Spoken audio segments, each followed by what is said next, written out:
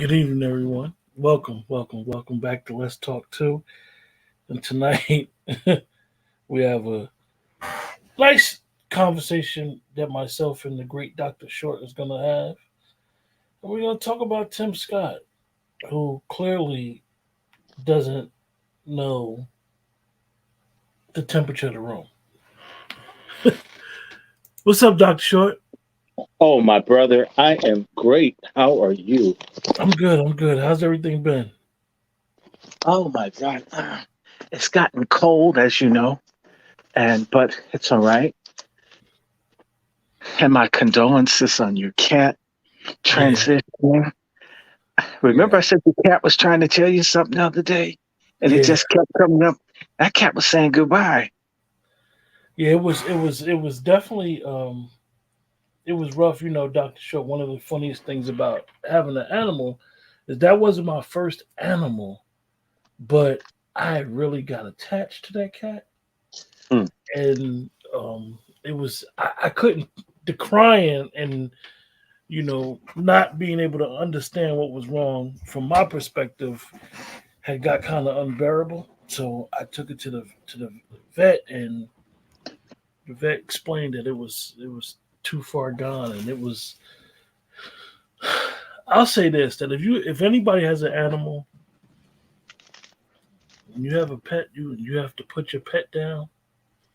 It really makes you understand the responsibility that human beings have over other creatures, because we have a real responsibility. And I grew attached to that cat, so I was thinking, Doctor Short, okay, I'll get me another cat tomorrow, the next day. And I went looking for a cat. I went looking for a cat. Asked a couple people. I don't even feel the emotional connection. I didn't get a new one yet, but I'm gonna get a new one. You But I should don't try even. a kitten that's housebroken. Okay, That's okay. my suggestion. Get a housebroken kitten because you can get attached. The little kittens are cute and they're loving and they're fun and they'll grow on you versus a cat that's already formed that basically just wants to be difficult about food and Yeah. man, you didn't change my box, so well, that's why I did it right there. Right. You need to have you need to have an animal that you can love versus an animal that you you hooked up with because because you'll regret that. Cause And you sure? You sure? I just can't get me a white cat like Tim Scott got a white woman. well, Tim Scott had a white woman, and he may still have her. But I'm going to say something to you about Tim Scott. That's the most expensive. I don't know what it is about black men and white women when they get power. I'm not saying all white women because I'm certain that they're good white women. But the same way I remember there was this dude I lived with. This actually happened to me many, many, many, many years ago when I was living in Boston. There was a guy whose mother was from South Carolina. No, North Carolina. Maybe they're from South Carolina, one of the two, North or South Carolina. And the dude would sit up looking at magazines of models, whining about why he couldn't find white women that looked like the ones in the magazines. That was one of the most mind blowing experiences I ever had of watching a grown black man who's an attorney up in Boston complaining, man, why can't I find a white woman like this? And it was quite fascinating. I'd never heard a black man out loud complain about the shortage of good looking white women that he could have. Mm. And that started me on my white woman path of discovery. I thank you. I never knew that professional black men sat up looking at magazines at white women. I thought that was like a racist lie that white supremacists put out to justify like keeping black men out of everything. I never knew that there were really these black men that were really obsessing over white women. Mm. And that was really deep for me. Wow. Wow. So, Doctor Short, Tim Scott has suspended his presidential campaign. Okay. It never Was it a really week? stopped. Was it a week after he came out with? Because it had always been these It's allegations. the same week. It's the same week within days of the white woman coming out. It Yeah, wasn't all week. there's always been allegations around his sexuality, I which is mean, which is interesting because he had. I know one statement he just said basically he you know he just chose not to disclose what was going on, and then all of a sudden he well, just if you went with him, would you want him to tell that he screwed you the way he looks? yeehaw yeehaw That's yeehaw. sort of like that's almost like a blackmail. I mean, and I mean, come on, dude. To me, you have enough money at this point to work on the teeth and all. I know this. When you're in the center of the United States, you can get the best health care. You can get anything done you want.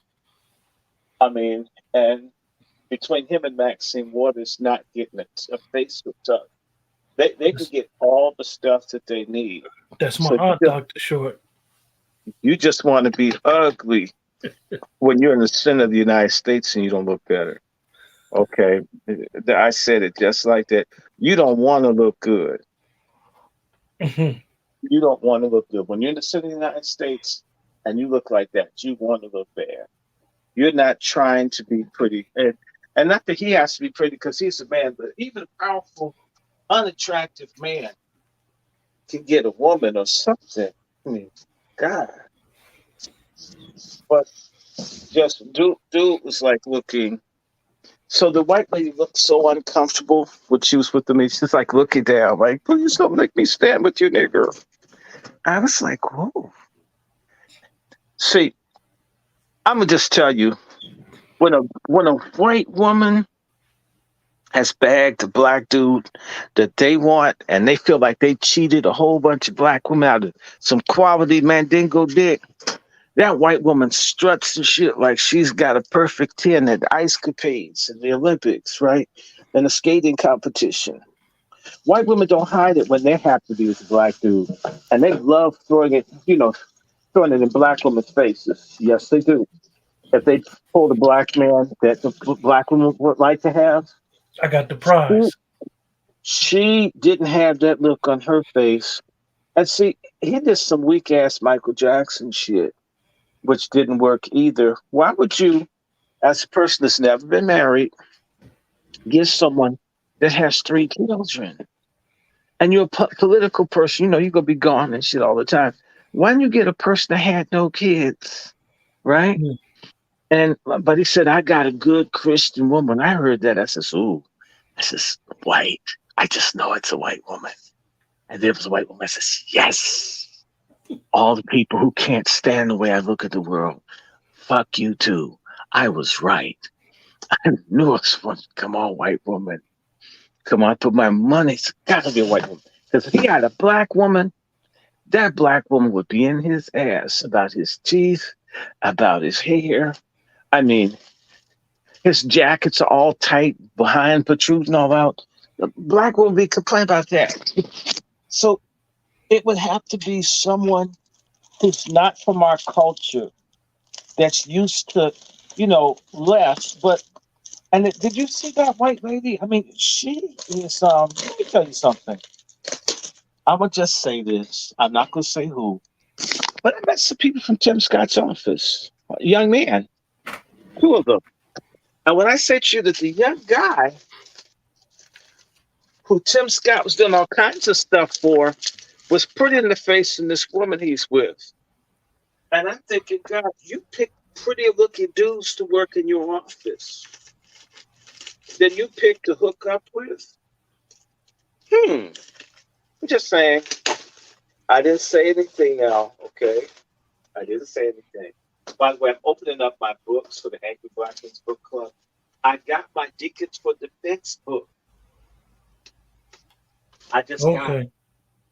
So yes, we're gonna be talking about guns and self-defense, and of course, attacking feminism because feminism is evil. So her name is Mindy Noyce.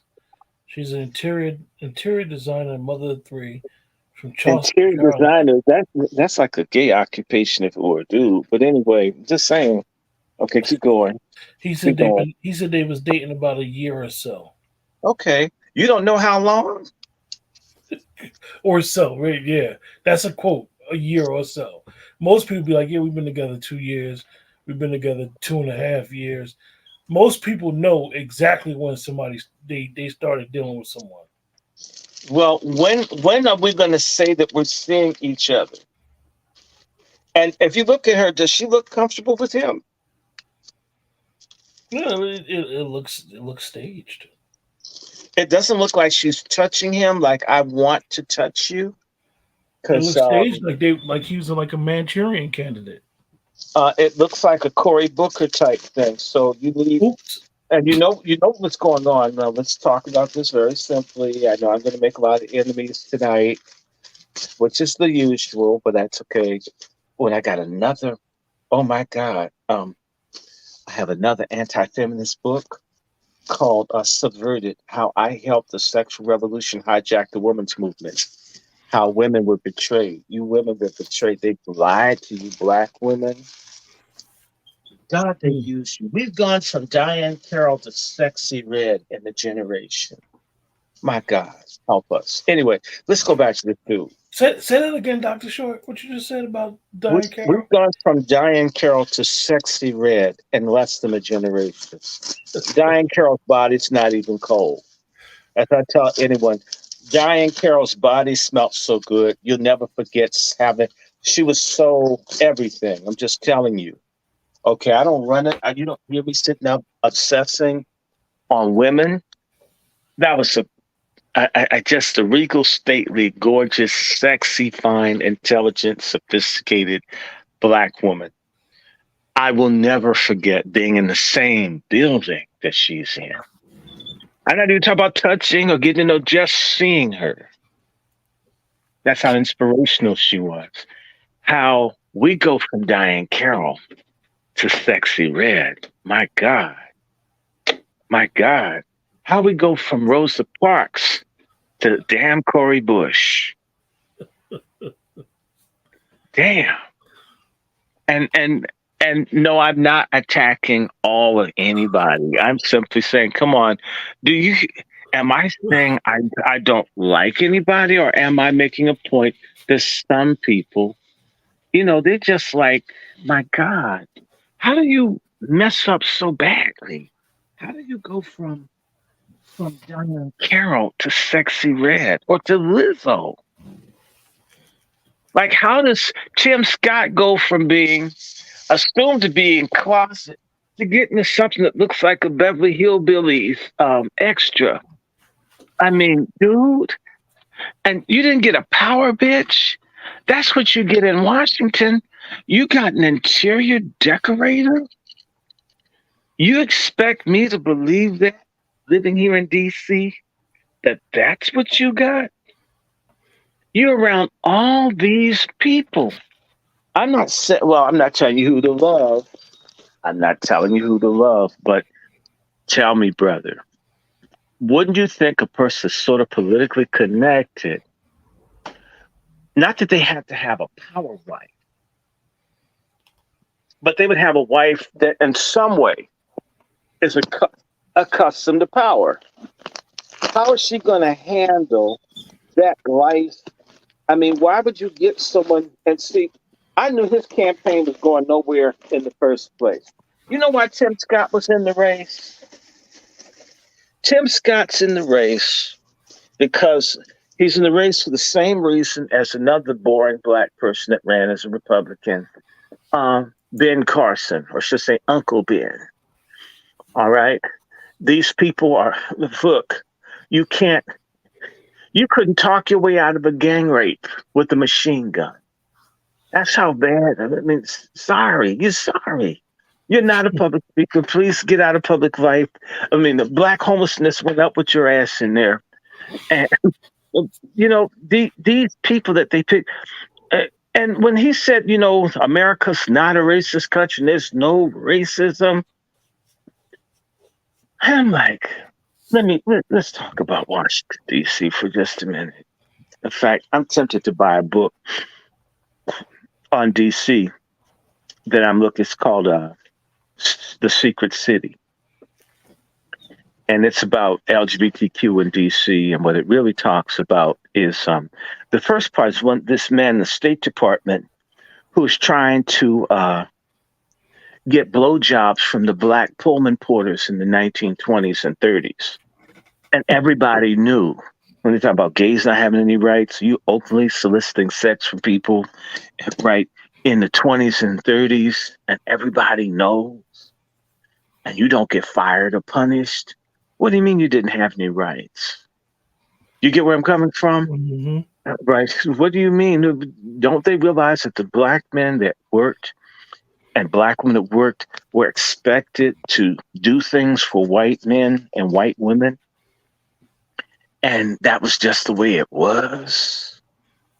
And now someone get up and talk about how they weren't free to express themselves. You mean you weren't free among your own people? You were free over our asses. Sure you were. So, but back to Tim Scott. My issue again with Mr. Scott is this, bruh Scott. You're from South Carolina. I think you're down in Charleston, and you have like a wealth disparity between blacks and whites down there that's like ungodly.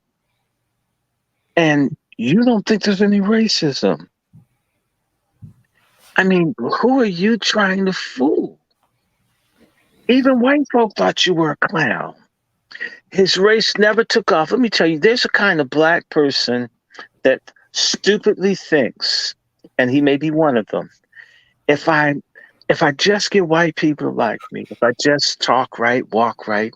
And it's interesting, they call themselves Christian, but they're not. They worship white people. They don't worship Christ. I'm just telling you. They worship no God. They worship white people. I'm just telling you. Let me tell you something. These people, if I just do this and if I don't do that, white people will like me. And I'll be able to do something if I just don't do these things. If I'm nice, I'm respectful, and that all comes out of the South of being under white domination. That you never say anything that's controversial, don't argue with anyone, always have hush and polite tone. You know what? These Latins and other people coming across this country legally, are they walking around hushed and polite and waiting and patient? That comes out of slavery. So you're supposed to wield power, and yet you're acting like a slave. That's not being, you're in Congress to kick ass, not to make friends. You can make friends, but you're going to have to kick an ass now and then. So you look at the most important black man in the Republican parties from South Carolina, and the most important black man, well, somewhat, in the Democratic Party is also from South Carolina. And both of them don't talk about race much. And they come from the poorest counties, the most broke down places that black people live in the country. And they barely talk about what's going on. Because I'm not saying Tim Scott's corrupt. I never said that. I'm not saying that Tim Scott's bought. I never said that. But Tim Scott, I've heard this from multiple people. When he gets around black people, he gets nervous. He doesn't want to get too close to anyone too black, or it blows his game. Which means that you've got to run from. All the while you say there's no racism, it's not a racist country. You have to run away from anyone black in any way that's concerned about what's going on.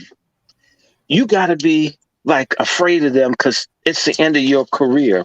If you ever get cross or raise your voice or put too much bass in it, then you'll lose all your white support. Then you're just a goddamn puppet. Mhm. If you can't ever be a man, then you're not a man politically. Okay? I told some students when I was at Lane College, I explained to them that there was a, Excuse me about that, Dr. Short. Go ahead. there was one secret that nobody had ever told them that I was going to teach them.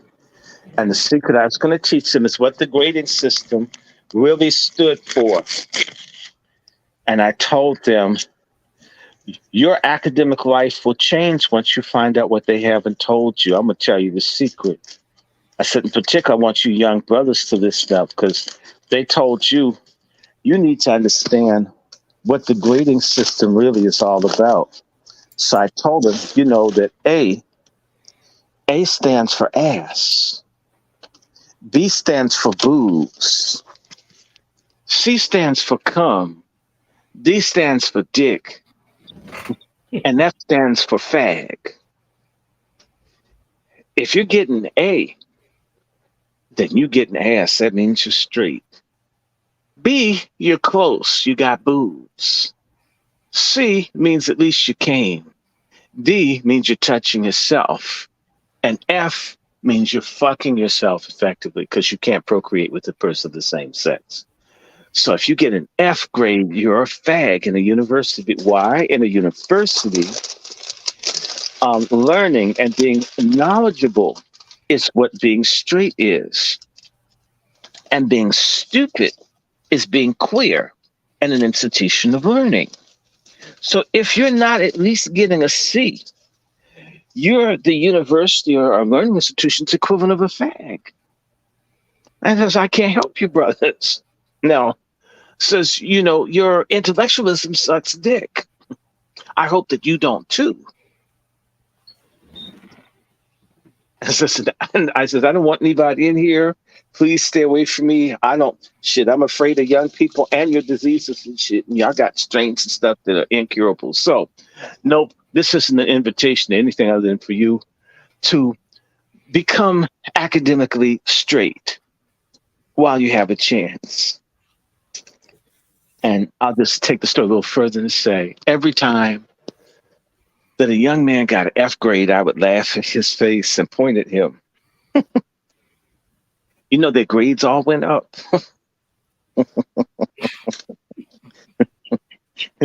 Basically, I'd laugh and point my finger at the other girls that laugh at the guys, say, go sit next to him. If his sex life is like his grades, there's no hope there. Everybody's grades went up. C's and D's. So, but in politics, it's the same thing. A fag is a powerless person who has no potence, who can get nothing done. You're queer. You're in a power game and you wield no power. Mm. You're in a power game and you command, you get nothing. What the hell are you telling me? That's what I have to say with Tim Scott. You may be straight after hours, but you're a fag in your office. You ain't done nothing. You haven't achieved anything significant. And the whole time you've been up there, and you're not going to because you don't have any balls politically. Maybe a nice guy, might even go to church and pray. Shit, my slave-owning great-grandfather, Richard, used to go to church and pray, and he owned my grandfather, Reddick. So don't tell me about going to church and praying. I can't stand hypocritical niggas that think that worshiping white folks is Christianity, or white folks that think being melanin weak makes them holy. No, it just makes you a candidate for skin cancer and melanoma and other shit. Get the hell out of my face. So Tim Scott, who does look like the hee-haw donkey, the first time I saw him, first thing I thought of was hee-haw. And and he does look like a hee-haw donkey. And he's basically the Republicans' version of Cory Booker. Cory Booker's backed by some group of racists. I don't know who. He's not for black people, and he's never going to take any major steps. He's always going to be nice, likable, and safe. And the only time he's going to do something is in service Safe of the people. Negro, huh? Yeah, or fake Negro, whatever it is. I don't care. I don't trust him. And I'm going to say this about, again, Mr. Scott. Mr. Scott is probably a very kind person. I'm not trying to but I was talking to a cousin of mine named Valerie, and Valerie was telling me that she was at a timeshare someplace. It was a party, and Tim Scott was there, and I think they were the only like two black people there.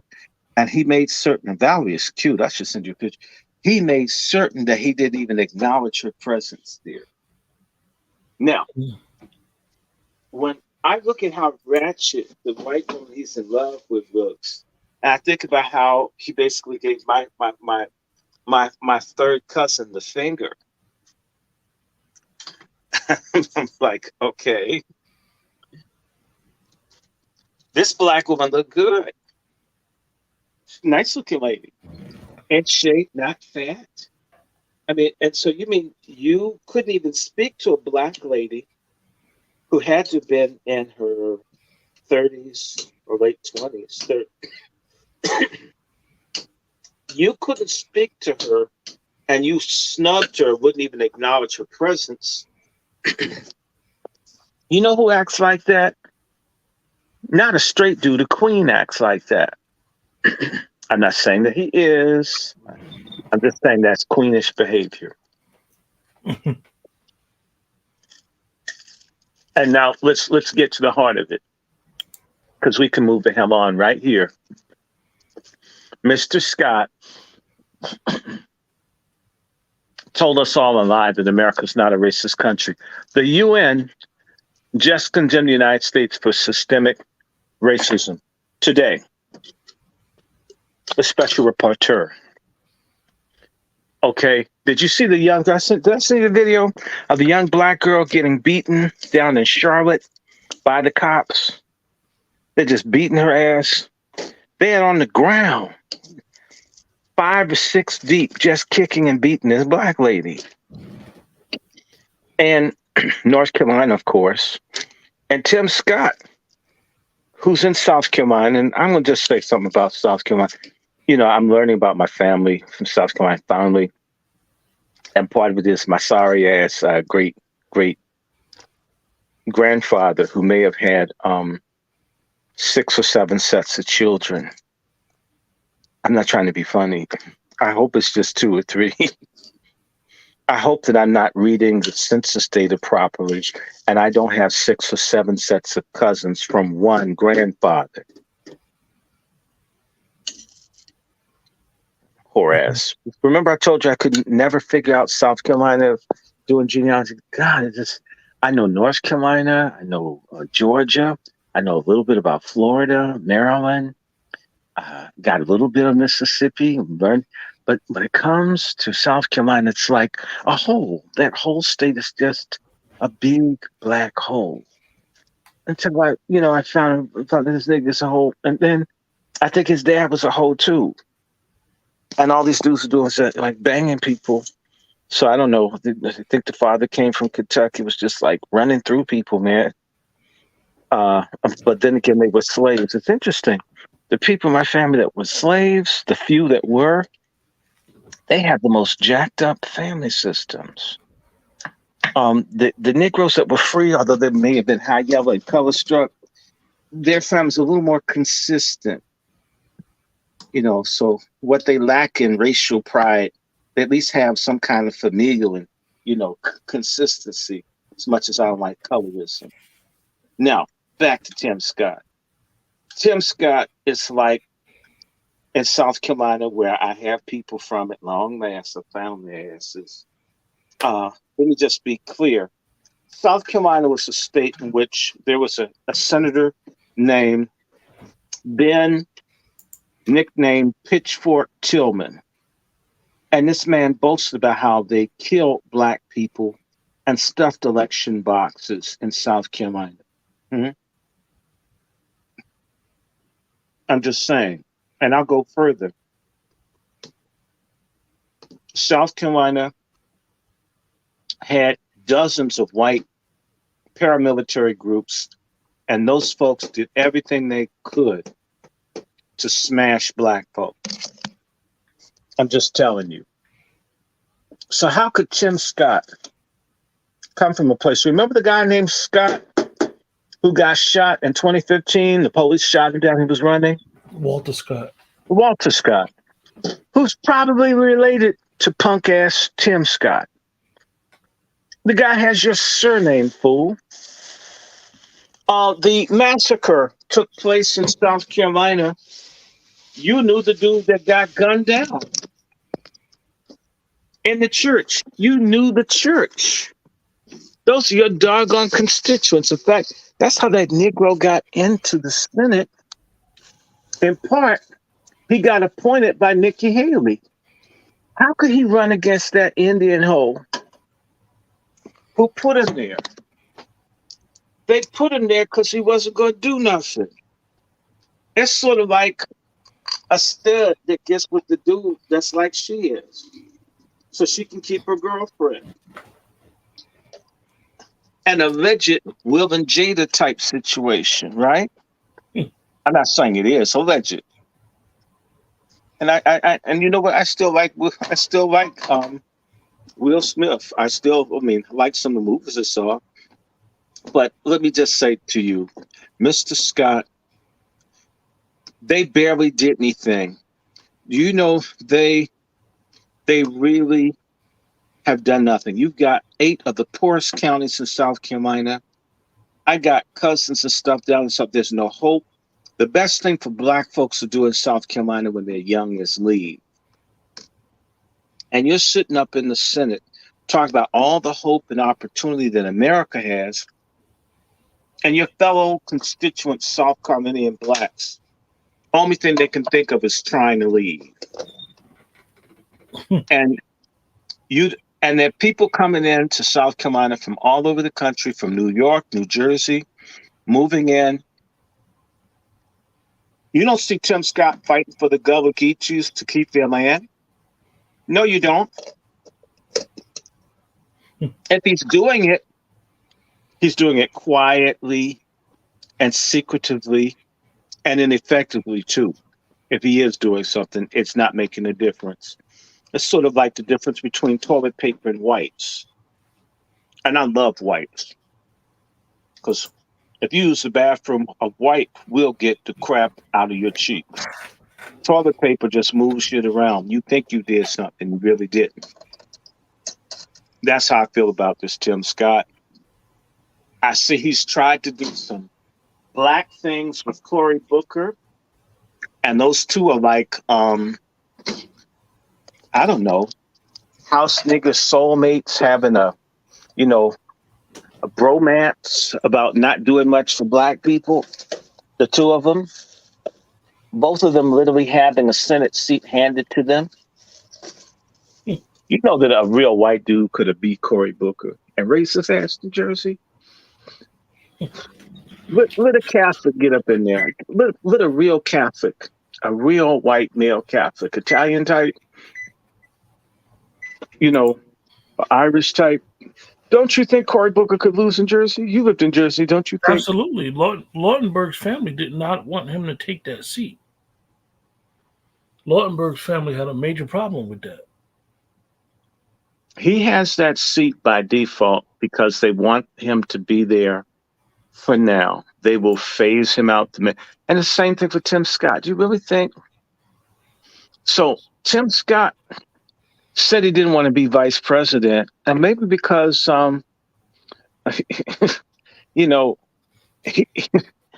does, he didn't want to be vice president. To me, for him to be a vice presidential candidate would have been a step up for him, frankly.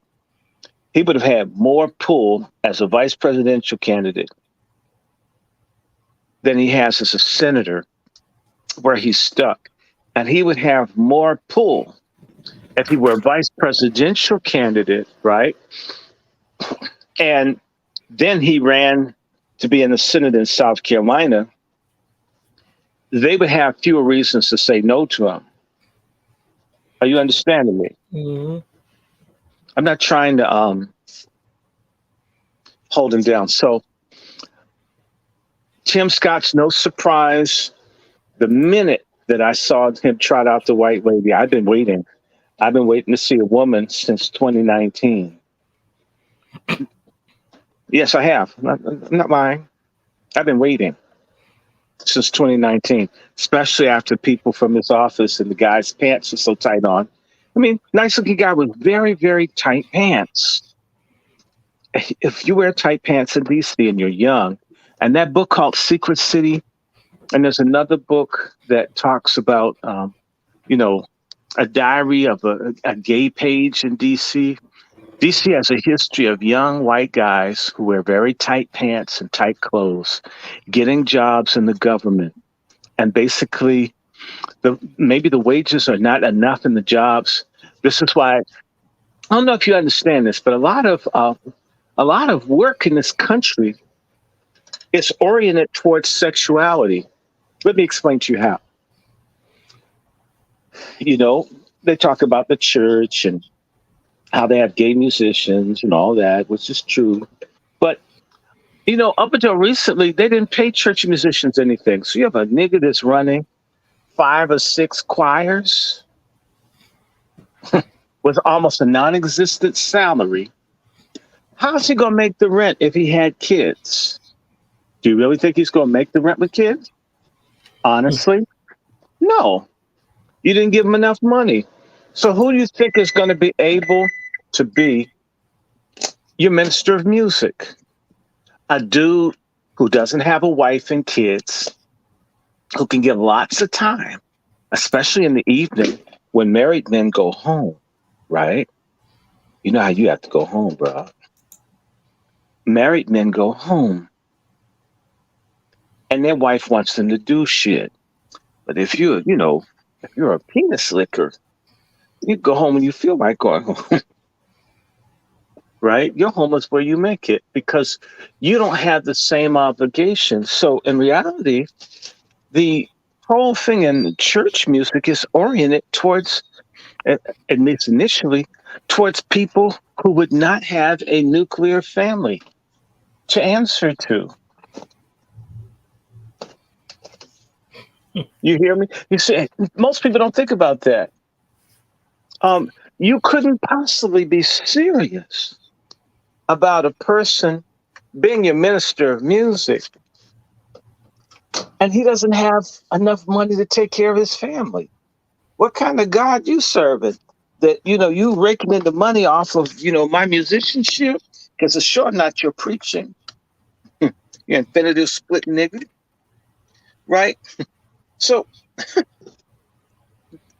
and it's the same thing in DC. Some of these jobs aren't made to support a working man who has a family.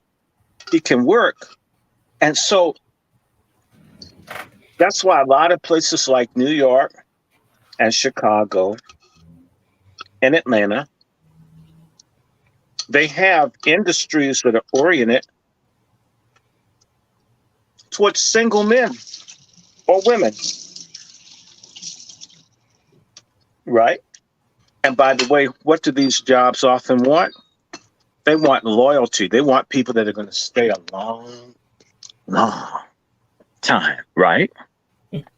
Who's more likely to stay? A dude who's starting a young family, who's not making enough, or a gay dude who can make it as a single person, what they're paying him.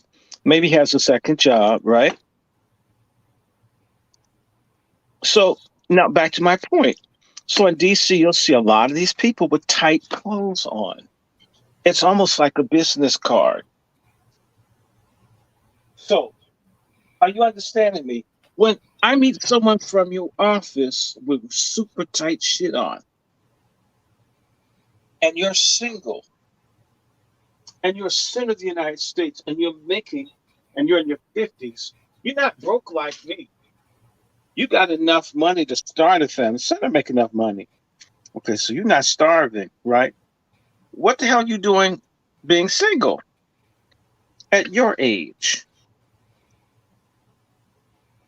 And that's what all of his backers were saying to him. Dude, everybody's asking, where's the pussy at? Where's your pussy at, sir?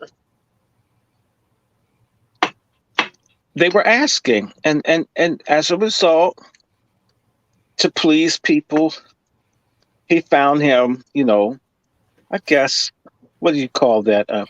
Some timeshare pussy. You know, how you really don't own a house, but you kind of like stay there when you want to get away from things. So when you want to get away from the inquiring questions of your donors, here, you want me to have a bitch? Well, I got one. Isn't that what it looks like to you? Yeah. I'm not saying that that's what it is. I hope it is true love. I'm not mad at him. I don't dislike him. I can't say I'm frustrated with getting nothing from black elected officials.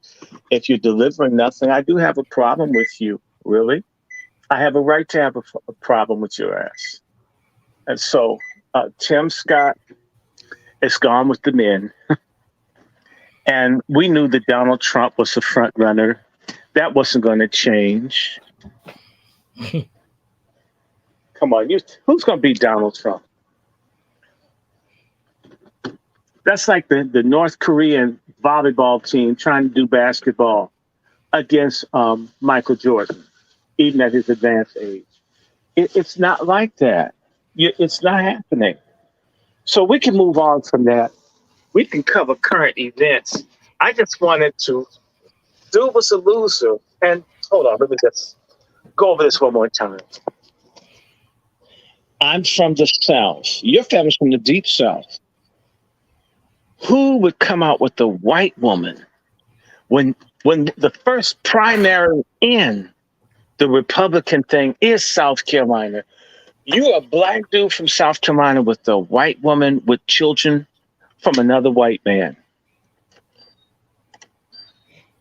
When they told him to get a woman, they meant to do like Barack Obama did. You get yourself a black bitch.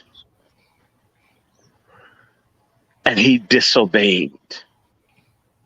Says, my God, he's disobedient. But you know what's interesting? That's my opinion now. He's disobedient to white power. But look, let's say dude is LGBTQ. Isn't it fascinating if he is, how people will defy white power over sex and sexuality, but not over the survival of us as a race of people, not over housing, not over reparations, not over police murder, not over mass incarceration or environmental racism. But when it comes down to our dicks and balls and rectums and tongues and carpet for the sisters that graze, oh, give me a home where the buffaloes roam and the deers and the studs graze, will seldom is heard a heterosexual word. And the feminists play with sex toys all day. All right. I got one for you, Dr. Short. Yes, sir. U.S. Capitol Police clash with protesters demanding Gaza ceasefire. Oh, I saw that. That's happening here. At the DNC. Oh, that's beautiful. The protest was organized by 3 advocacy groups and held in the area near the U.S. Capitol. Lawmakers who were inside the DNC building said the police have evacuated them from the area. Protesters linked arms in front of the DNC building's entrance, with some saying, "Which side are you on?" Officers pushed and pulled the protesters to try to remove them from the area, at one point shoving a protester down the staircase leading to the entrance.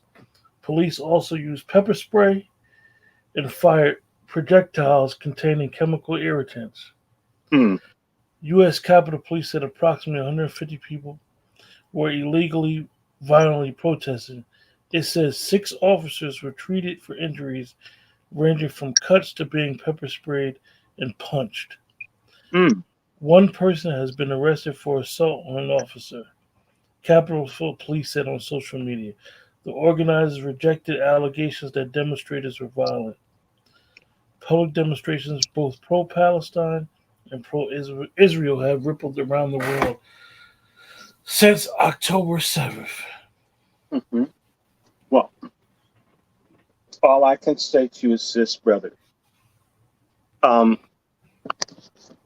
we should recover some territory. Let's go all the way back and remind everybody that there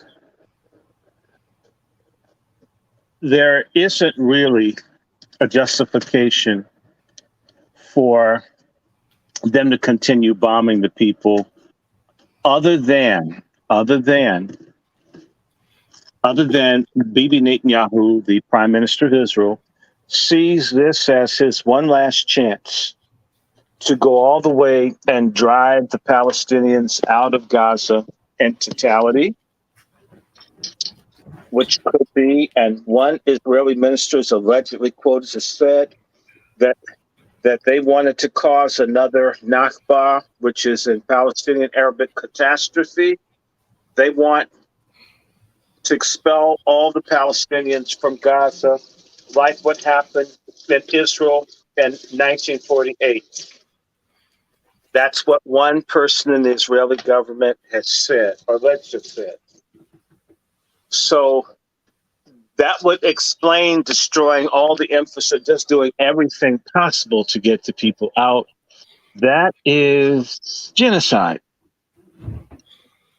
Or it's ethnic cleansing at best, genocide at the worst.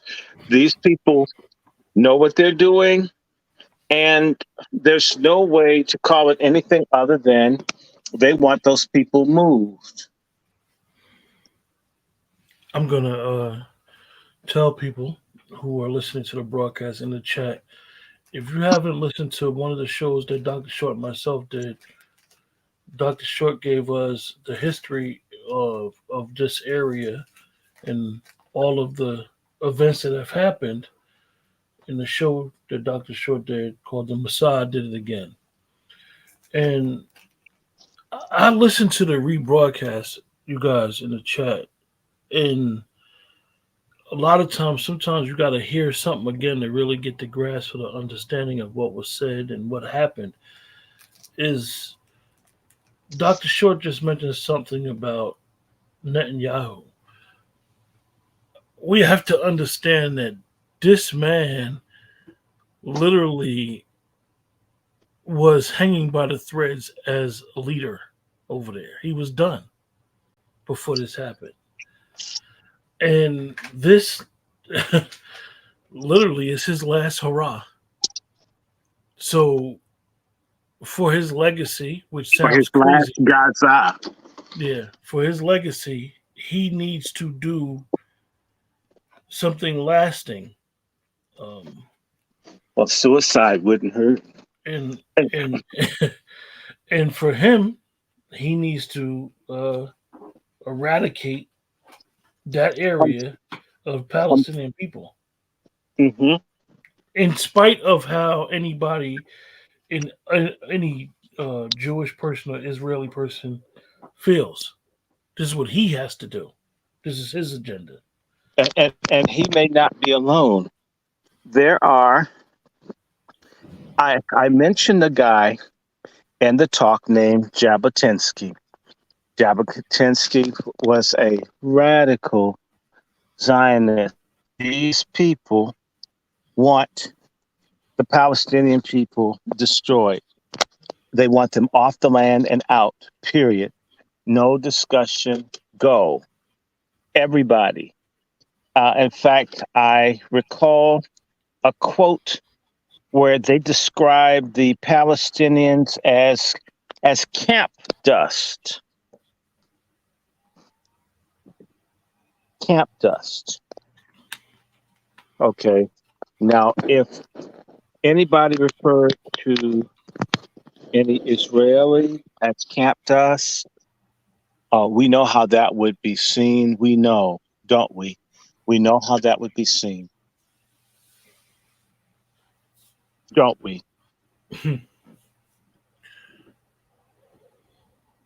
So it's very important for us, and I say us, I'm talking about FBA, Native Black Americans.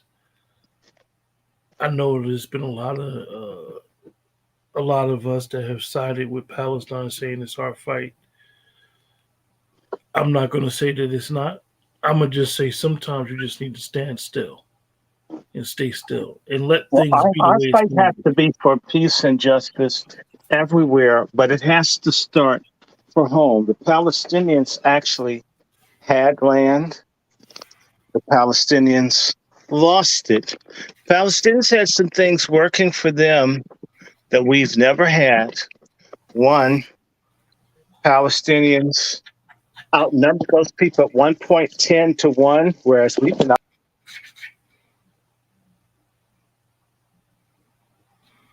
Oh, Dr. Short dropped you guys. He'll be back. There he goes. Hold up. Yeah, You that back, Dr. thing. Short. Yeah, that kicked me out for some reason. Anyway, Palestinians have have outnumbered the Jews, and a lot of them did not come together when they could have. When they saw the ships and things coming over, I'm not mad at anyone. I don't think that people not doing more to secure their homeland as a justification for how people are being treated today. I'm never going to say anything like that. But what I am going to say is that Black people have never been able to negotiate as an entire people, as Palestinians have been able to go to the United Nations and everything else. The Palestinians even have a government. We do not. Palestinians have the equivalent of an army. It may not serve them, but they have it. Um, the Palestinians have the Organization of Islamic Cooperation. They have a UN commission. They have a lot of things pushing for them, a lot. And I'm not jealous or mad of them. I wish them the best because I don't want anyone to not have their rights. I don't want anybody to have their land taken as a person that's significantly Indian in heritage. I get the whole way of things. However, my land here, my space here, my destiny here, who marches with us when we're catching hell? Who? Who's for us? Are they for us? I'm not. Maybe some are. I've met some Palestinians, but of course, when they march with you, it means that you got to march for us on our thing. So it's more about I'm going to form a strategic alliance with you in order to get help for my fight against what? The Anglos and the Jews. So, and by the way, when stuff gets rough, who stands with Black people? Can you tell me? I think I'm not saying I'm not I don't I'm not trying to take anything away from Palestinian people. Not 1 second do I think Palestinian people, but you know what? It is Black Americans who sacrificed for Palestinians. I can go all the way back to the 70s when Andrew Young, when nobody would meet with the Palestinians, Black Americans were meeting with them. And Black Americans were meeting with the Palestinians in the 60s, decades before the white folks were meeting them, just so you know that history. So I don't want to hear. I have a friend who died a couple years ago. His name was James Hope.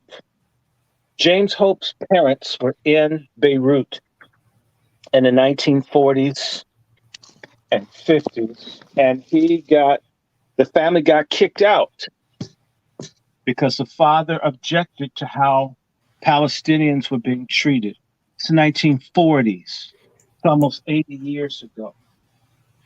I need to remind people that Ralph Bunche, Dr. Ralph Bunche, Nobel Prize winner, who helped negotiate peace to keep the Arabs from destroying the Israelis. It's a black American. You know who wouldn't meet with Ralph Bunche when he was trying to work out the best deal for everybody? The Palestinians, who are racist, would not meet with Ralph Bunche. He's a black dude. You can talk to him. The one person who had devoted his career to fighting colonialism and racism, but wrong color. Yeah, they snubbed him. They literally snubbed Ralph Bunche. Okay, so yeah, that's see how a black man risking his ass, facing all the white folks who don't want him there. Just think of all of that. And these people look at the skin color, tripping off of what color look like. Palestinians got dogged in 1948 in part. They were set up. There are all these forces against them, but there was one place they had a break. Their break was a black American, and they didn't even talk to him. You didn't know that history. Before the goddamn Nakba, there were black folks saying we don't want anything bad to happen to Palestinians. We gave the best we had decades ago. And the response we got is, by the way, let me just say this to you, because a lot of people don't know this. The Palestinian movement in the same decade of the 1940s was aligned with the Nazis.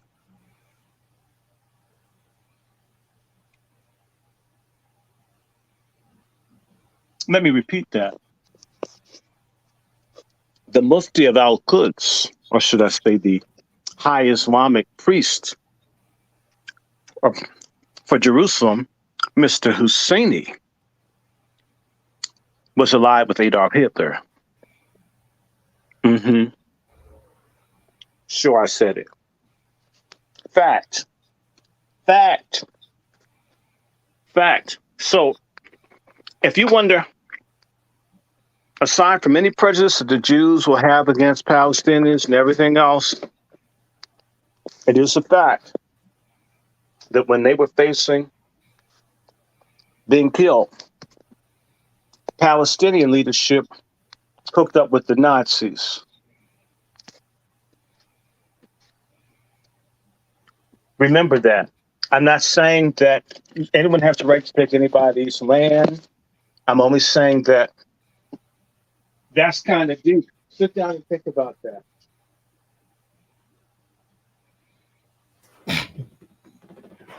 Repeat that out to your point, Frank, that the Palestinian leadership was with the Nazis in World War II.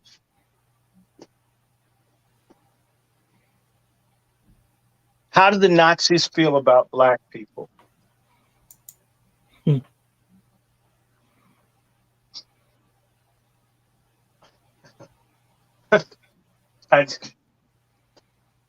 going to say it one more time.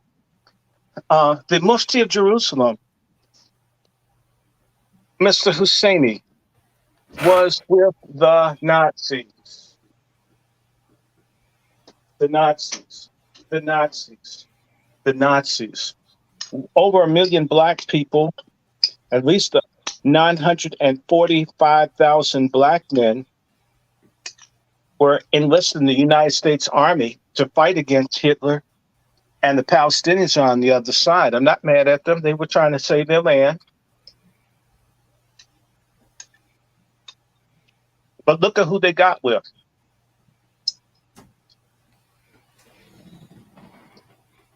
Ain't that what they say? The enemy of my friend is my enemy.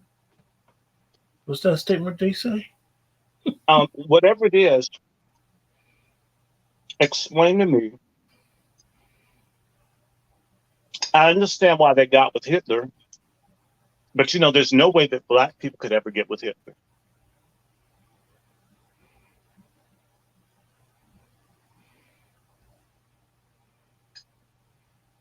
Meaning that Palestinians were getting white treatment.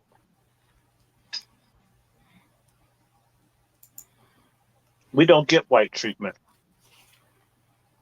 And we can't be aligned with people who have the option to be white. That means, they're going to dump us whenever the moment hits them. Let me give you an example.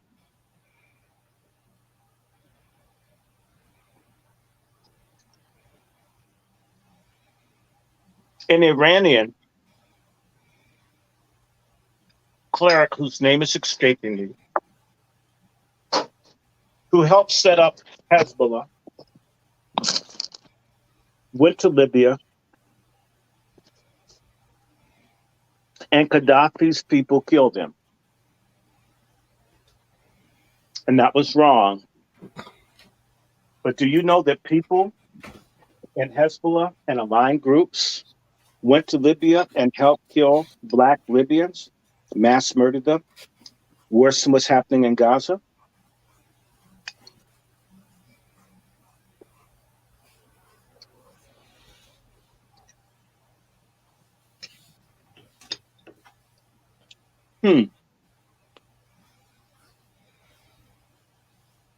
Before we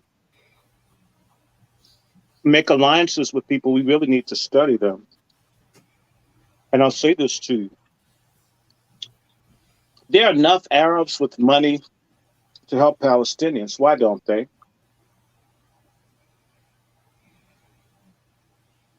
One reason is for theological reasons. They want Jerusalem, which is the holy site in Islam, at any cost. And they're not going to help the Palestinians leave. And they betrayed them when they were there. There was enough power to sustain the Palestinians, but the Arabs in Syria and Saudi Arabia and in Egypt and other places turned on them. People forget Gaza borders Egypt. Gaza was basically managed by Egypt.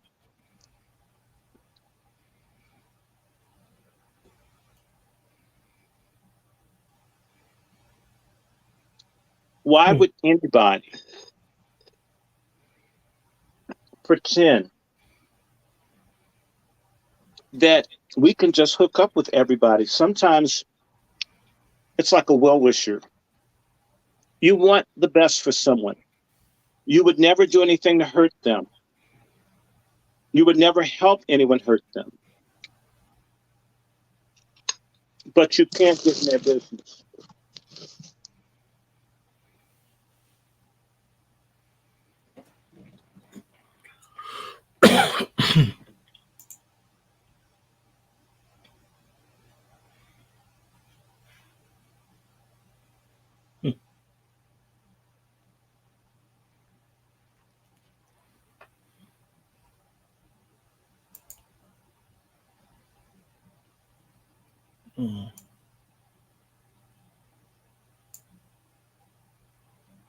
Dr. Short, your mic is muted. Hello? Yeah, your mic. You must have hit mute on your mic. No, I didn't touch anything. I said what I said. Who owns the media in the United States? At least it appears to. Who? Now, what happens to us every single solitary day of our lives as Black Americans?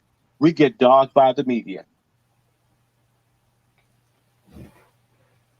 When a person is murdered, the media supports the murderer if he's a policeman. Okay, that media is owned by somebody. Let me ask you, if you see how hard the media is coming down on Hamas supporters, and since forgiveness is not part of many people's tradition, what do you think would happen to us if we were associated with being Hamas supporters? How long do you think we'd be made to pay for it? Oh, we definitely gonna get ostracized. Ain't gonna be no letting up. They're gonna be like business as usual. Let's put our foot on their neck even more. Hmm. Will anyone help us? We have Will no they? we have no allies. So I'm not mad at anyone. I'm only thinking of this group called CARE. It's this Islamic group. And CARE really does anything for black folks who are Muslim that get attacked. They help light skinned people. It's racist. And that's a fact, Dr. Short, because I told you I have a brother that's in this federal system and something happened and I actually had to get in touch with CARE and CARE actually never even responded.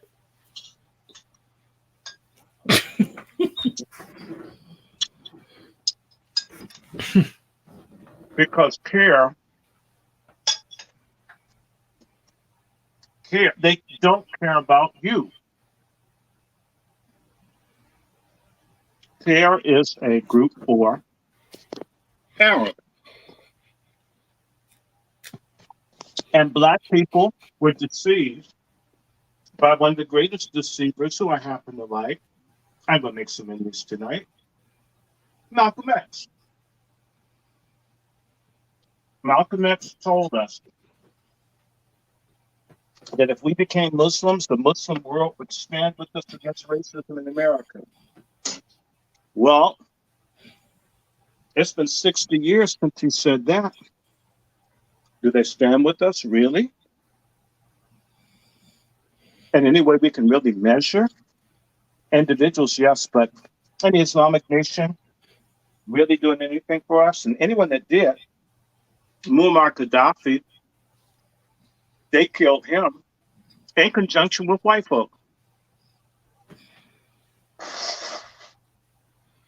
So a lot of black people ran off to Islam, disgusted with the church as they should be.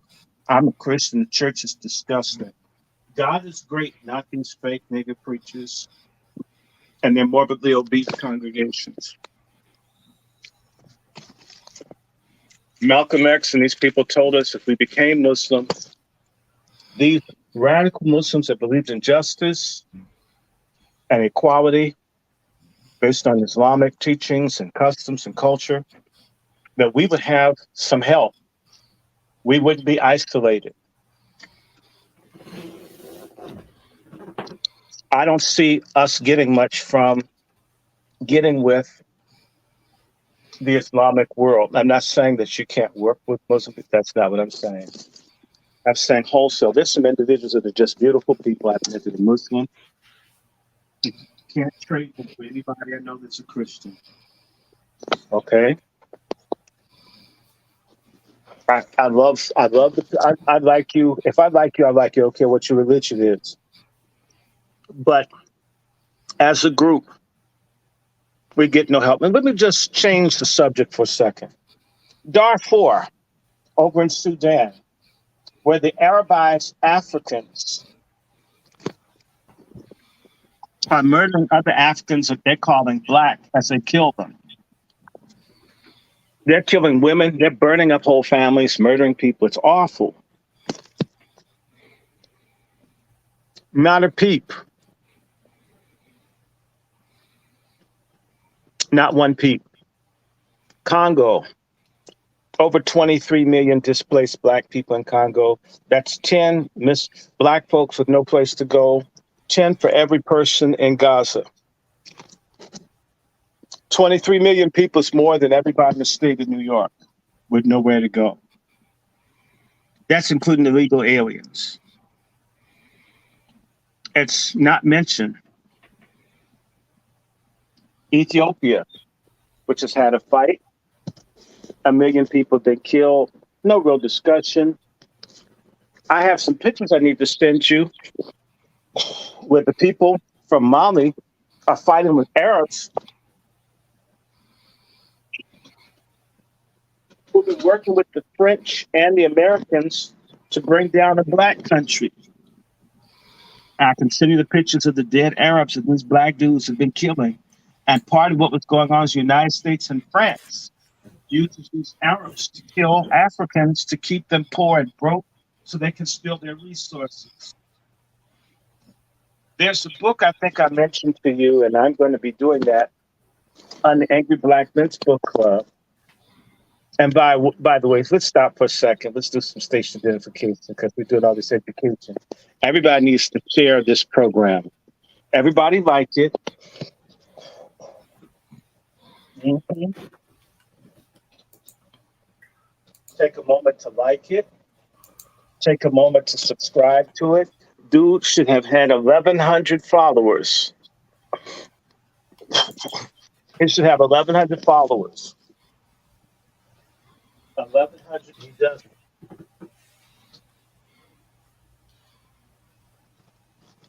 He should have 1,100 followers, and you need to subscribe. You guys see me. I have a channel called the Angry Black Men's Book Club. If you like long conversations and reading and talks and so forth, I'm going to kick them back up. I just had to give my tribute to the flu season. Some bug winterizers. Oh, hell no. I'm going to just stop and get better. And then I'll come back out swinging. I need everybody I want to thank everyone that's joined. I have 210 people. I really need 1,000 so I can go live whenever I feel like it. So I need 790 people to join up. Actually, just make it 800. 800 people need to join the Angry Black Men's Book Club so I can start kicking stuff around. We talk about, in fact, we attack feminism. If you hate Dirty Red, some people call her sexy, but she's dirty. She's dirty and she's sexy. If you can't stand Lizzo, if Kamala Harris makes you sick, if Oprah Winfrey looks like a blowfish with expensive glasses, if you're sick and tired of feminism, you need to join up with the patriarchs that read. And, our motto is submissiveness is the best proof of race loyalty and femininity. So if you're a submissive woman, you're welcome. If you're one of them hard-headed ones that needs a dude that fights in the bars, come and punch you out for respect, you won't like our program. That's okay. It's not meant for you. In fact, most things are designed for you pork chop feminists. I mean, even birth control and abortion and the morning after pill. There's so much stuff for you. Leave us alone. We serious men and submissive, serious women. We put submission first. Y'all can come and give the Angry Black Men's Book Club. There's a website, www.angryblackmansbookclub.com. Of course, I have a Patreon for all the people who love the interviews that we're doing, and it doesn't take that much. People can give like $1 or $2 in a month. It won't hurt you, like pennies per day. I want to thank the people who have, but my Patreon is Dr. Randy Short, Dr. Randy Short, Dr. Randy Short, DrRendyShort. And my Cash App is the same. $, DrRendyShort, $ Dr. Randy Short or Randy Short if it's Patreon. And of course, for people who like exotic stuff like Zelle or PayPal, my email, which is where I field and take questions. And also, it's a wonderful way once I get people's emails, as I send out PDFs of books so you don't have to bust your budget like I do to get my books. My email is wrandyshort@gmail.com, wrandyshort@gmail.com, wrandyshort@gmail.com. For the people that are slow, like Eric Adams in New York, wrandyshort@gmail.com. And I just want to say to you, thank you. We will probably drop an Angry Black Men's Book Club within the next few hours. We're going to be raising hell. Again, talking about Shirley Chisler. My last portion of the book I'm going to read to talk about her sorry ass and feminists, how they sold out. And of course, alongside Shirley Chisler, I'm reading from the book We Will Shoot Back. Again, one of the focuses of the Angry Black Men's Book Club is to talk about Black self-defense, Black self-determination, as well as Black traders, Black inspirational people. Again, we are waging a war. Feminism has to be destroyed in our lifetime. Feminism is one of the greatest social evils. It's like a big STD-ridden termite eating black people from within. It has to go. Feminism is evil. I hate it. You should hate it too. You hate feminism. You're going to find a whole bunch of people just like you. You know how you've been told to put up with dudes in the women's restroom and dudes that want to be in women's sports, and you're mean if a person with the furry Adam's apple tries to bust the move to you and you say, "Excuse me, you're a dude," and everyone jumps in you. If you're tired of that, you want to find like-minded people that aren't going along with this okey doke bullshit. Join the Angry Black Men's Book Club. We will not bow down to LGBTQ. You can be LGBTQ. I mean, that's your business, but we're not bowing to it. Okay, in fact, I'm definitely not bowing with my back turned. Hell no. I'm not going to stoop either. Either side isn't any good. What do you say? You don't want to bow or stoop, do you? You don't want to bow or stoop, do you, Q? No. No, no, no. I didn't think so. Anyway, your cat would never forgive you. Won't see it in heaven if you do. Look, so we want to check us out. And I have other books. We'll be talking about Robert Williams and how black folks have always had guns, because I know Negroes like guns. It's an action-oriented activity. And of course, we have a gun expert, Brother Juan, and other things. And I want to just give you there is a brother by the name of, what's his first name again? Nathan Thompson. And I have his books on the way, and they're talking about the lottery and how black folks were gambling and helping one another. See, we gamble now and give all our money to people that hate us, and we never win either. You know, you wouldn't keep buying drinks for someone in a bar that you couldn't get a blowjob from. But that's what black people do, and they would not. Shit, I mean, that bar would go out of business, hell, right? And by the way, my motto to black men, because you know the color purple's coming out, we're going to be protesting that. I call it the color circle. And my motto to black men is don't spend your money where you don't get eat. I repeat, don't spend your money where you don't get eat. Right. If it's a woman that hates men, she doesn't need your money. You can spend that money on yourself. So yes, don't buy where you don't get eat. Instead of don't buy where you can't work. Or don't buy where you can't eat. Don't buy where you don't get eat. If they're not trying to get with men, they don't need our money, right?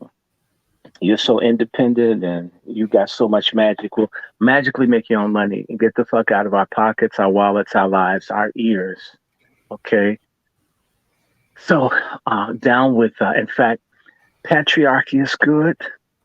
And our chant is MFM, which is a symbol for Angry Black Men's Book Club, and that stands for motherfucking money. It is the poor, broke-ass black people's way of saying reparations. We need MFM now. So I want to say bless everybody before we go back and talk about stuff. We have to come back to that sorry-ass Butterfly McQueen-looking Eric Adams. Oh, that's so nice to see him. We'll do a show on Eric Adams probably Friday. Why are you waiting till Friday? I want to say something about his bald-headed ass now. Oh, And also a punk drag queen. Just say, actually, he sort of wears little stud earrings. What kind of mayor still has earrings and shit? Take that shit out, dude. You're already compromised. You know, people used to wear those little earrings back in the day when they swung both ways. So you got the little bisexual earrings and shit on. I mean, you take it off. And you could put a wig on because you can see the wrinkles in the scalp and shit. And it looks like he needs to put some oil up on that thing. And we need to spend a couple seconds. So anyway, I hope y'all liking this. And yes, we're here to talk bad about people. I'm proud of it. I'll keep doing it. Tim Scott does look like the hee-haw donkey. You can tell him I said it. You can tell him I said it. And also, we have to talk about these sorry-ass people in Congress. And going back to Congress for a moment, I want to say something about those holes up in there. I want to, first of all, say that Rashida Tlaib doesn't need black people's support, but she's so ugly, I can see why she was, I think, an honorary member of the black sorority, the Zetas, you know, the sisters that, you know, look like they're in like the 101st Airborne and they didn't get parachutes when they jumped out. And rough broads. Woo! God have mercy. Um, Come on, man. You've seen some Zetas. They should. In fact, they need to trade names of the Japanese fighter from World War II and call themselves Zeros. In fact, another Zetas, we talked about unattractive women in the Divine Swine. You know, Shirley Chisholm was a Zeta.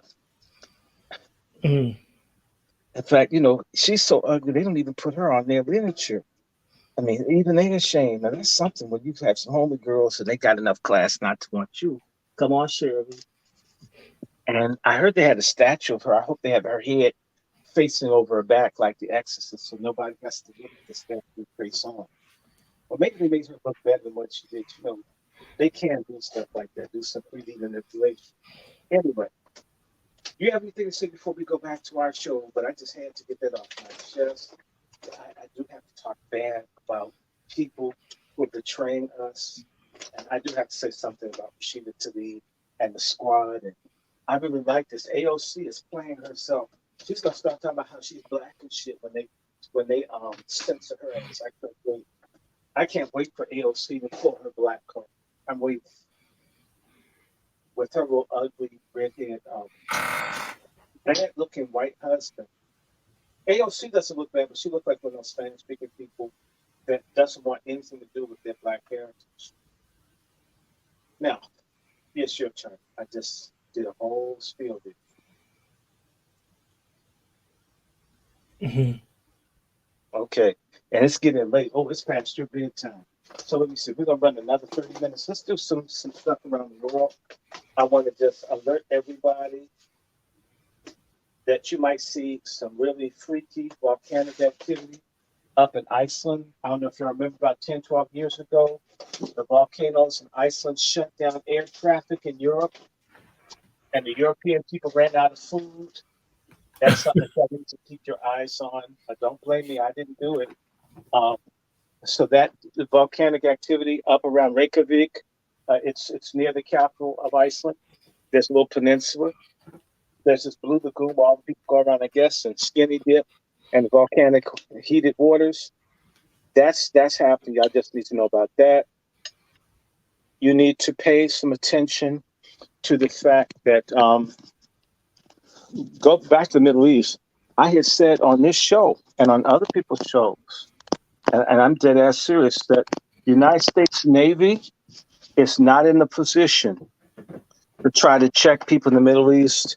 And battleship diplomacy is something for the 19th and 20th century. It means nothing now with anti-ship cruise missiles. And within the last week or so, Hamas has threatened, Hezbollah has threatened the United States Navy. There's a general named McGregor that does interviews, and he agrees with me. The United States could lose ships messing with people in the Middle East that could get sunk. Well, yeah. Plus, Dr. Shaw, one of the things, right? I think most people don't understand that this is 6,000 miles away from the shore. This is not around the corner. Like, even when it takes months and months to get a fleet over there. Now, we're not just talking about, ships. We're just talking about any type of armory or whatever. So we're in no position to be trying to bully nobody strategically, like you were saying. We're not. We can't win. And I think I'll send you the interview. If not, I'll send it. McGregor was saying that Israel and America are going to have to find another way to deal with people instead of fighting. You can't beat up everybody. You need some friends. America's like a hoe that wants to kick all the Johns in the nuts. Then who's going to screw you then?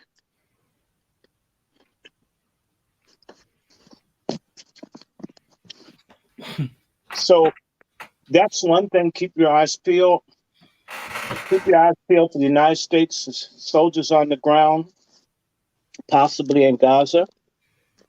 You need to know that the people in Gaza, Hezbollah, not Hezbollah, Hamas, has claimed to destroy over 110 armored vehicles. You know that the tank is the mainstay of the Israeli army outside of the Air Force. They have not taken the tunnels. When I last looked, the Israelis have lost 45 soldiers that they're willing to admit.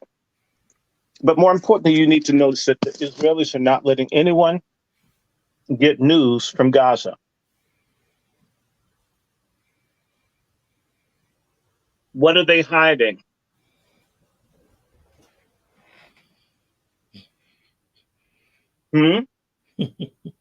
What are they hiding? I'm not saying the Israelis can't beat Hamas. It's just going to take time. The Israeli economy is collapsing. Israel has a fragile economy. They have high inflation and everything else. If this drags for another month or two, the Israeli economy is going to collapse. And in the interim, what's going on,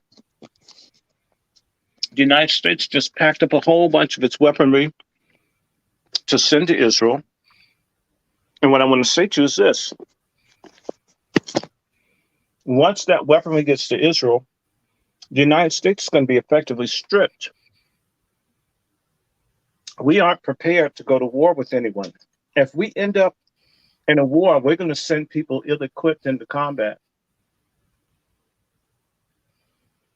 And the American military isn't ready for urban combat.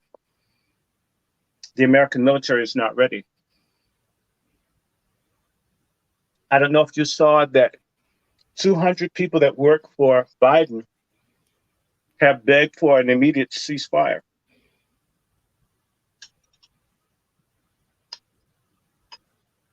High-ranking people here in Washington begging. And I want to say something to you.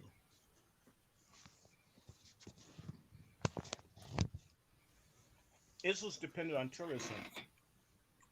Christmas is coming up. What is that going to do to Israel and Christmas?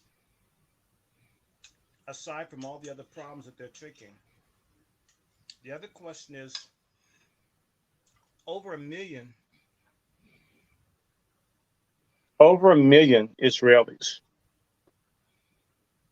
are dual passport holders.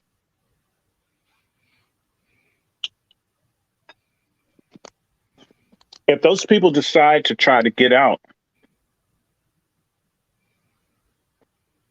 Israel will lose a significant part of its population.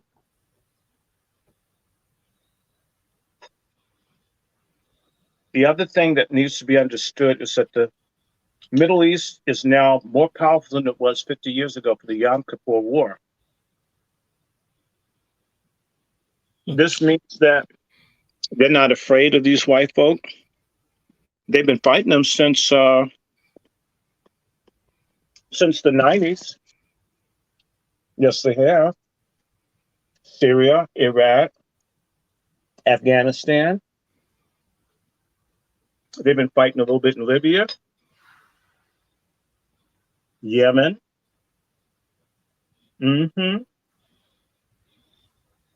These people have been fighting them for years, so they're not scared and they don't mind dying. So as a result, we could be in a military situation wherein we're not ready. And I need to focus over to Ukraine. I want to bring everybody's attention, in case you don't know, the war in Ukraine is already lost. The Russians beat a long time ago. 1 million Ukrainians have been killed. Millions of Ukrainians have fled Ukraine. Russia is stronger than what America thought. And the Russians have nothing but time. The worst thing in the world that could happen right now would be for these Arab nations to go up on the price of fuel, which would tank a whole bunch of economies. It would also mess with ours. But you know what? that the price of oil went up, you know who would get rich? The Russians would. The Russian economy is doing better now than ever before. The Russians are doing great. They don't need anything. Now they have a war industry where they're able to fight and defend themselves. Ukraine is running out of people. And this new Congress with the crazy Republicans in it, they won't fund Ukraine anymore. They know it's a lost cause. So, and there are two wars. There are two wars and two Jewish presidents. Zelensky is Jewish and Netanyahu's Jewish. And they're both at war. And it's connected. Netanyahu, there are people trying to get rid of him in Israel right now, whether you like him or not. There are people who are talking about what really happened on October 7th. You hear about these thousands and thousands of Israelis, or like the 1,400 Israelis killed. And I don't know if you've heard the stories where Israelis were saying that they were shot with Apache helicopter gunships. Hezbollah and Hamas don't have those.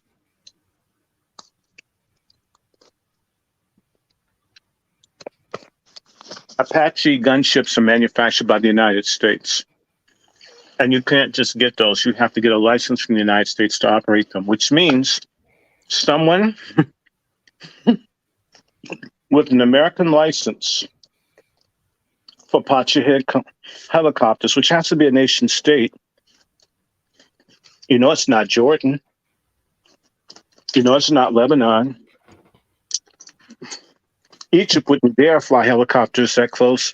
They would all get shot down. And Egyptians shooting or trying to rescue Israelis doesn't make any sense. So whoever shot, says some of these Israeli survivors, they were killed by Israeli forces. Israeli forces may have, if you take what these people said seriously, Israeli forces may have killed fellow Israelis and trying to take down Hamas. They mowed down fellow Jews. Please don't blame me for listening to Jews.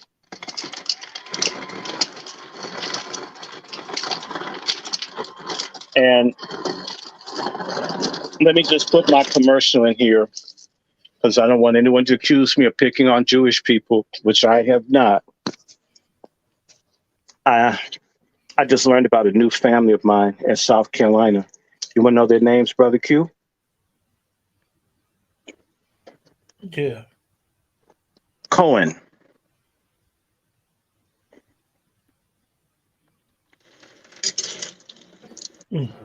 Now, you get me, right? Mm-hmm. All right. The name is Cohen. Anybody know anything about Jews? I got a family named Cohen. Do you know what that means about me? Or at least a part of my family? That they're rabbis. I didn't know shit. I'm just trying to do genealogy, just trying to get some answers. I keep looking for slaves and I keep ending up with fucking Fiddler on the Roof.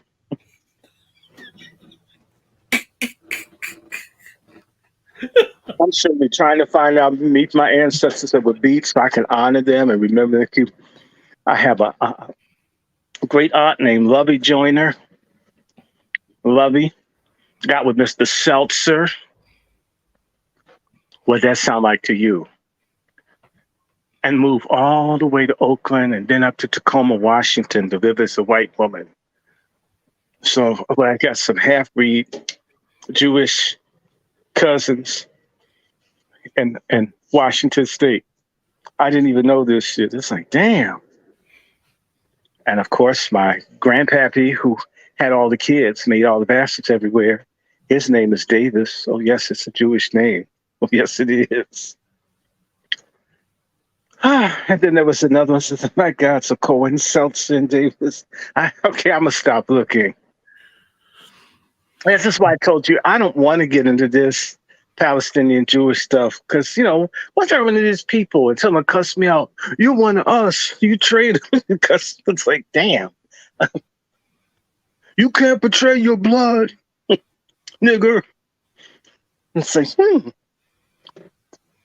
And I'm not certain,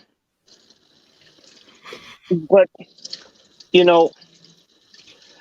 by the way, I'm Instagram friends with Hugh Jackman, Q. I got blocked on Ancestry, but they accepted me on Instagram.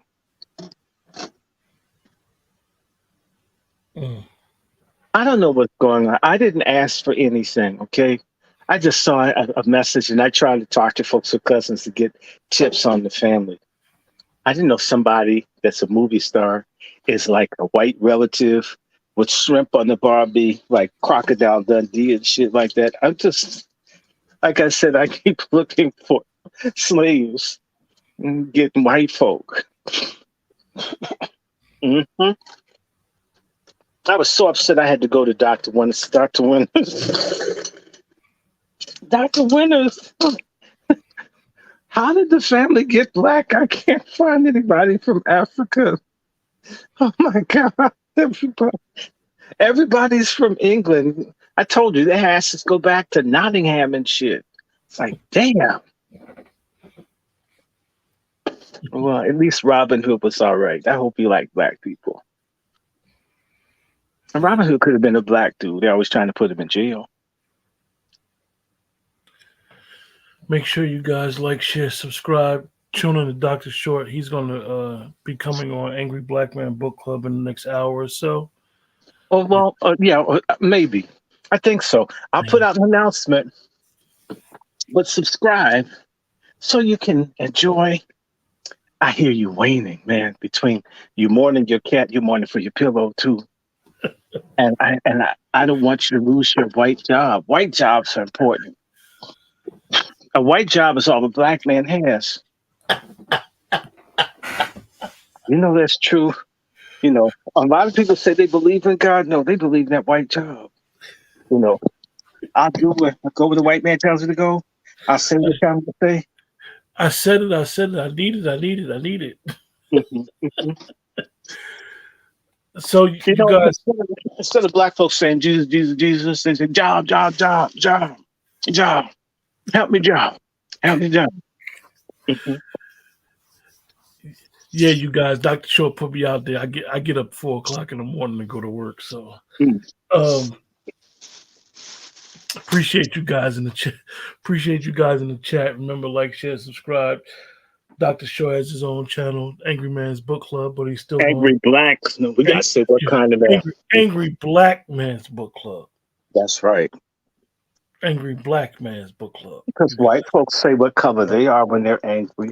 Like Dr. Short said, we going to continue to do some things together, and check out The Lone Wolf with Brother Juan, where he is a firearm instructor, and understanding that we need to arm ourselves for personal protection.